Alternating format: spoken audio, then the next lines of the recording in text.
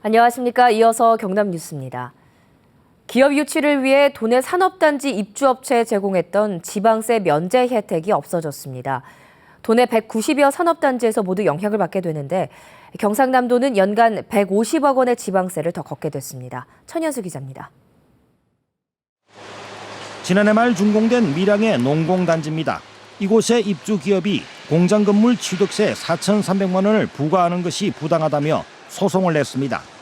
그동안 산업단지 입주업체는 취득세를 전액 면제받아 왔는데 자신에게 부과하는 것은 형평에 어긋난다는 것입니다. 하지만 법원은 1심과 2심에서 모두 지방세를 물어야 한다고 원고 패소 판결했습니다.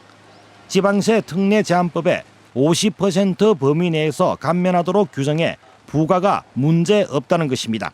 조례를 제정하고 그 조례에 따라서 적법하게 과세권을 행사한 것에 대해서 법원이 그 정당성을 인정한 판결로서 의미가 있습니다. 소송의 발단은 2013년 경상남도가 도세 감면 조례를 개정해 산업단지 입주업체에 지방세를 100%가 아닌 75%만 감면해 주도록 한 것. 기업 유치를 위한 특혜를 더 주지 않아도 된다는 판단했습니다. 또 법인세인 국세는 그대로 두고 지방세만 전액 면제해 주는 것도 부당하다는 이유가 있었습니다. 이 부분은 도민들한테 골고루 투입되는 겁니다. 복지 분야 지금 계속 예산이 늘어나니까 이런 돈이 들어와야 복지 분야도 더 지원이 되는 그런 추세입니다. 지방세를 내야 하는 대상은 경남도 내 193개 모든 산업단지에 5,200여 기업체, 신규 산업단지에 입주하거나 공장을 사고 팔 때도 취등록세가 모두 부과됩니다. 경상남도는 최근 3년 동안 570억 원의 지방세를 이들 기업들로부터 징수했습니다. KBS 뉴스 천현수입니다. 농협에서 수년에 걸쳐 횡령 등 금융사고가 잇따르고 있습니다.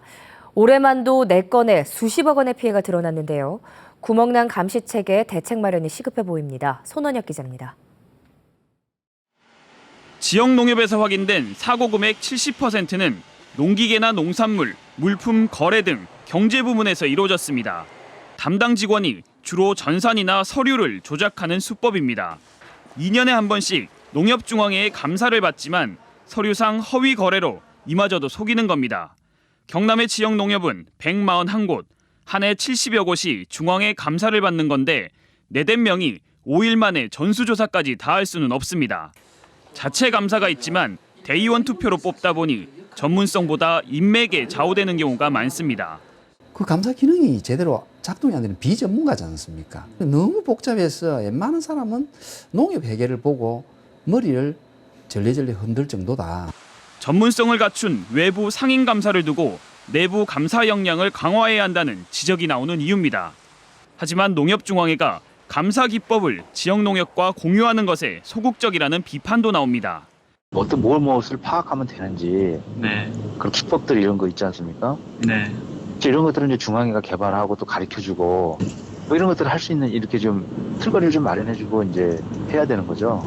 전문가들은 경제사업과 금융사업이 섞인 복잡한 농협회계를 보다 쉽게 바꾸고 손실이나 비위를 조합원들에게 투명하게 공개해야 한다고 지적합니다. KBS 뉴스 손원혁입니다. 김해 중부경찰서는 가스배관을 타고 원룸에 침입해 20대 여성을 숨지게 하고 금품을 훔쳐 달아난 혐의로 23살 정모 씨를 붙잡아 조사하고 있습니다. 정 씨는 지난 10일 새벽 5시쯤 김해시 구산동에서 가스배관을 타고 2층 원룸에 침입해 27살 안 씨를 숨지게 하고 금품 4만 원어치를 훔쳐 달아난 혐의를 받고 있습니다. 임플란트 시술 고민하는 노인분들 많으신데요. 보험 혜택으로 본인 부담금은 크게 줄었지만 시술 전 준비는 물론 관리도 제대로 해야 효과를 볼 수 있습니다. 보도에 황영규 기자입니다. 큰 어금니가 상해 음식을 제대로 씹을 수 없는 70대 할아버지입니다.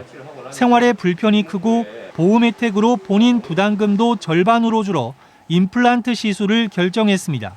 통증도 심하고 음식을 씹으면 맛을 모르니까 그게 제일 불편합니다. 임플란트의 보험 적용 대상이 70살 이상으로 확대돼 시술을 고려하는 노인분들이 많습니다. 치아가 남아있을 경우 한 명당 임플란트 2개까지 혜택을 받습니다. 하지만 고혈압이나 당뇨 같은 만성 질환을 가진 환자의 경우 임플란트 시술에 신중해야 합니다. 평소 복용하는 약 등을 조절해야 하기 때문입니다. 시술상에 뭐 지혈이 안 된다든지 다른 어떤 쇼크사라든지 이런 부분이 올 수 있기 때문에 담당하시는 내과 주치의 선생님들과 상의해서 약물이라든지 시술상의 방법이라든지 이런 것들을 저희가 이제 상의를 하고 나서 시술 후 석 달가량 금연과 금주를 하고 딱딱하거나 질긴 음식의 섭취를 피해야 임플란트를 오래 사용할 수 있습니다. 임플란트와 잇몸 사이에 낀 음식물을 제대로 제거하지 않을 때 생기는 염증은 대표적인 후유증입니다.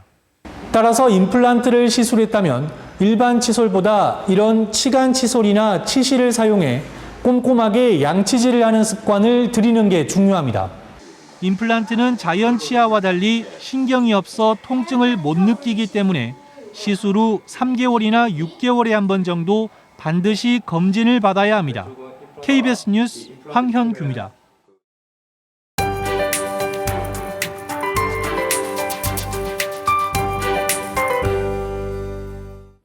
어제보단 빗줄기가 약해진 모습입니다. 대체로 소강 상태를 보이면서 일부 지역에만 비가 지나고 있는데요.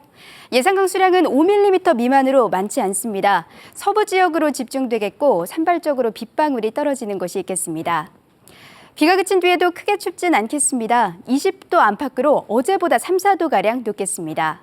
오늘은 남쪽에서 다가오는 저기압의 영향을 받겠는데요. 흐린 하늘 속에 엷은 안개가 끼는 곳이 있겠습니다. 동부 지역입니다. 현재 창원 13도, 함안 12도로 어제 같은 시각보다 조금 높게 출발합니다. 한낮엔 19도 안팎으로 예년 기온을 웃돌겠습니다. 서부 지역도 기온은 오름세를 보이겠습니다. 합천 19도, 진주 18도로 어제보다 조금 높겠습니다. 한편 해상을 중심으로는 풍랑주의보가 내려졌습니다. 물결은 최고 4m까지 매우 높게 일겠습니다. 요즘 비 소식이 잦습니다. 덕분에 대기는 한결 더 깨끗해지고 있는데요. 다음 주 초반 다시 비가 지나겠고 기온도 점차 내려가겠습니다. 기상정보였습니다. 창원시와 김해시를 잇는 불모산 터널의 교통량 분산 효과가 예상보다 적은 것으로 나타났습니다. 불모산 터널 운영사에 따르면 지난달 불모산 터널 하루 통행량은 2만 3천여 대로 예측치인 3만 8천여 대의 62% 수준에 불과한 것으로 나타났습니다. 반면에 창원터널은 불모산 터널 개통 직전인 2013년 10월 하루 평균 통행량 7만 8천여 대에서 지난 3월에는 7만 9천여 대 수준으로 나타나 출퇴근길 혼잡이 여전했습니다. 올해 3분기 경남 지역의 생산이 지난해 같은 기간보다 감소한 가운데 수출도 대폭 줄어든 것으로 나타났습니다. 동남지방통계청이 발표한 3분기 경제 동향에 따르면 경남의 광공업 생산지수가 89.3으로 지난해 같은 기간보다 7.5% 감소한 가운데 수출액은 99억 달러로 지난해보다 17.5% 줄었습니다.